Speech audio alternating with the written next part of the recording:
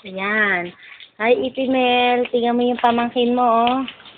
Panay ang linis ng kotse. Opo. Pabatiin mo si Bossing. Hi, bossing. Sinisipag po ako ngayon. Overtime po. Overtime. Kahit po, holiday po ngayon. Holiday ba? Anong oras na? Opo. Umay. Anong oras na ba? Wala. Anong oras na? Ay, magsi 7 o'clock na.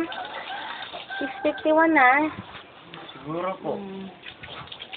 Dito kami matutulog ngayong gabi, kaya ayan, general cleaning, pati yung kotse kasali sa paglilinis. Umakyat ka anak, o kailangan ng tungtungan. O, pwede mo raw tumapak dyan sa stepboard, sabi ng daddy. Dyan, no? Ayun ang stepboard. Ayan. Kabila sana ako eh. O, ay, susunod kabila. Next yun. Hindi pa nalilinis yung bubong eh. Nabubuan lang po.